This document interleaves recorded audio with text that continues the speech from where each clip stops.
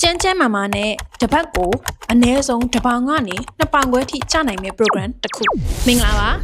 ဒေါက်တာဂိတ်ပါ Cherry K ရဲ့အရေးပြားနဲ့အလှပဆိုင်ရာဆရာဝန်တစ်ယောက်ဖြစ်ပါတယ်ဒီနေ့မှာဒေါက်တာကကျန်းကျန်းမာမာနဲ့တပတ်ကိုအနည်းဆုံးတစ်ပေါင်ကနေနှစ်ပေါင်ခွဲထိကျနိုင်မယ့် Cherry K ရဲ့ healthy program အကြောင်းကိုမိတ်ဆက်ပေးသွားမှာဖြစ်ပါတယ်ရှင် Okay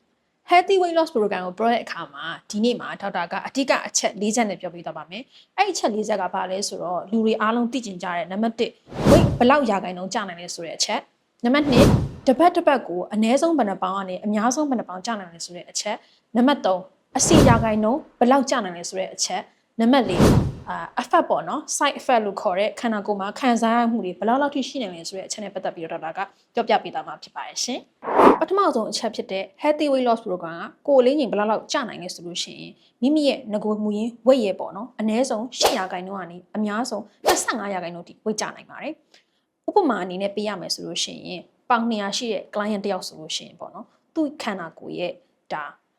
8% ဆိုလို့ရှိရင်2.16ပေါ့အနည်းဆုံး16ပေါင်ကနေပြီးတော့အများဆုံး25ရာခိုင်နှုန်းဆိုတော့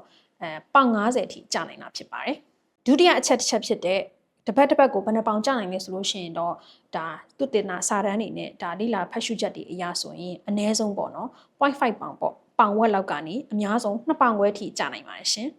တတိယအချက်အနေနဲ့ဆိုလို့ရှိရင် fat percentage loss ပေါ့နော်အစီရာခိုင်နှုန်းဘယ်လောက်ကျနိုင်လဲလူတွေကစိတ်ပူကြတယ်ပိန်သွားတဲ့အခါမှာခန္ဓာကိုယ်မှာရှိတဲ့ကြွက်သားတွေကုန်သွားလို့ရှိရင်တော့ပျော့ပျော့ကြီးဖြစ်နေပြီမလှဘူးပေါ့နော်အစီကိုကျမှသာခန္ဓာကိုယ်ကကြစ်ကြစ်လက်လက်နဲ့မာဆယ်ကြံခဲ့မှာပေါ့နော်အဲ့အတွက်ကြောင့်မို့လို့အစီရာခိုင်နှုန်းကိုပုံမချပေးတယ်ဆိုတာကိုလည်းစာတမ်းတွေမှာရေးသားထားပါတယ်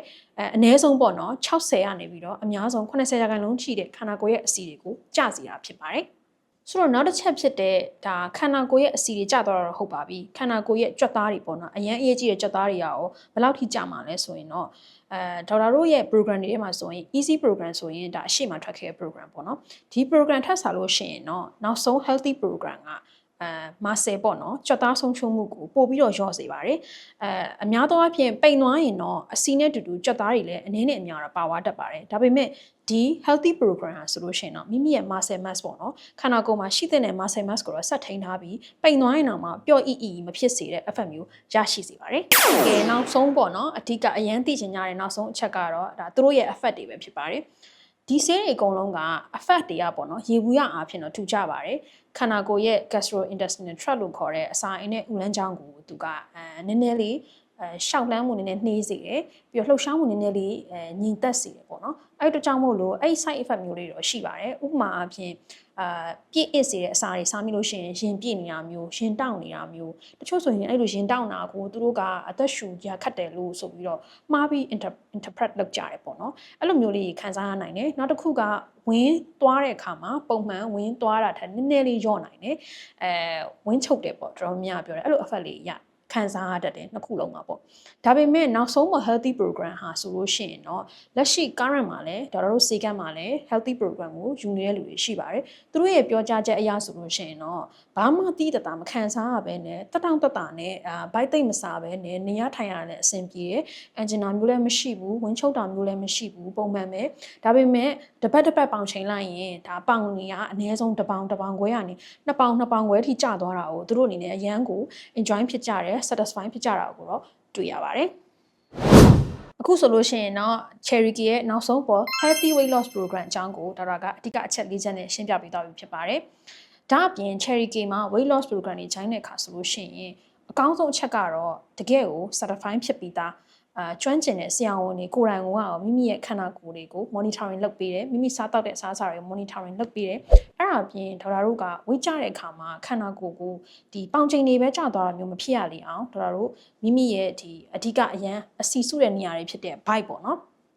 ဒေါက်တာတို့ဒီချက်တက်ကိုတိုင်းတယ်နောက်ပြီးတော့ဒါအသိမ်ဆုံးခါးနေရာကိုတိုင်းတယ်ပြီးရင်ဒေါက်တာတို့တင်မားတိုင်းတယ်နောက်ပြီးတော့ပေါင်နှစ်ဖက်ပုံတိုင်းတယ်ပြီးတော့လက်မောင်းတွေတိုင်းတယ်ပေါ့နော်အဲ့ဒါတွေတိုင်းတဲ့အတွက်ကြောင့်မို့လို့နောက်တစ်ခု skin fold method လို့ခေါ်တဲ့ဒေါက်တာတို့ဒီအရေပြားအောက်ပေါ့နော်ဒီအစီ percentage ကိုအကြမ်းပြင်းမှန်းဆလို့ရတဲ့ skin fold method နဲ့လည်းတိုင်းပြီးတဲ့အတွက်ကြောင့်မို့လို့မိမိကတကယ်ကိုခန္ဓာမှာအစီတကယ်ကျသွားတာကိုလက်တွေ့မြင်ရမှာဖြစ်ပါတယ်ဒါအပြင်ဝိနေကြအဝတ်အစားတွေပေါ့နော်ဒေါက်တာတို့အရင်တော့ဝတ်ရတဲ့အဝတ်တက်နေတော့က ဥပမာသူက XL ဝတ်ရတယ် 2XL ဝတ်ရတယ်ဆိုလို့ရှိရင်ဝတ်ကြပြီးတဲ့အခါမှာတစ်ပတ်တစ်ခါစီမှာသူကနည်းစီပိန်သွားတာဖြစ်တဲ့အတွက်ကြောင့်မို့အရင်မတော်တဲ့အဝတ်တွေပြန်တော်လာတယ် size change သွားတယ်အဲ့လိုမျိုး feedback ကောင်းနေတယ်ရထားတဲ့ program လည်းဖြစ်ပါတယ်အခုဆိုလို့ရှိရင်တော့ Cherry K ရဲ့နောက်ဆုံးပေါ် healthy weight loss program ကိုဒေါက်တာကပြောပြပေးပြီးသားဖြစ်ပါတယ်ရှင် Cherry K ဆိုလို့ရှိရင် speedy weight loss program easy weight loss program healthy weight loss program ဆိုပြီးတော့ program 3ခုကို launch လုပ်ပြီးသားဖြစ်ပါတယ်ရှင်ဒီ program တွေနဲ့အတူတူweight တွေကျသွားတဲ့ customer client တွေလည်းအများကြီးရှိနေပြီဖြစ်ပါတယ်ဒါဆိုရင်အခုကြည့်နေတဲ့ဒါ client ဟာဆိုလို့ရှိရင်လည်းချမ်းမာနဲ့ကျွမ်းကျင်တဲ့ဆရာဝန်တွေကိုယ်တိုင် monitoring လုပ်ပြီးတဲ့တကယ်ကို result ရတဲ့အနည်းဆုံးတစ်ပတ်ကိုတစ်ပေါင်ကနေ2ပေါင်ခွဲထိကျတဲ့healthy weight loss program ကို join ဖို့စိတ်ဝင်စားတယ်ဆိုလို့ရှိရင်ဒါတော့ Cherry K ကိုလှမ်းလာခဲ့ဖို့ဖိတ်ခေါ်ခဲ့ပါတယ်ဒီလမှာလည်း special promotion ပြုလုပ်ထားတာဖြစ်တဲ့အတွက်ကြောင့်မို့လို့အရန်ကိုကောင်းတဲ့promotion နဲ့အတူလာရောက် join ဖို့လည်းဒေါက်တာကဖိတ်ခေါ်ချင်ပါတယ်ရှင်အားလုံးပဲကျမ်းမာပျော်ရွှင်ပြီးတော့တွေ့လျလှပတဲ့ခန္ဓာကိုယ်ကြီးပိုင်ဆိုင်နေကြပါလို့ဒေါက်တာကဆုတောင်းပေးပါတယ်ရှင်ကျေးဇူးတင်ပါတယ်နောက်ဗီဒီယိုတွေမှာပြန်တွေ့ကြမယ်နော်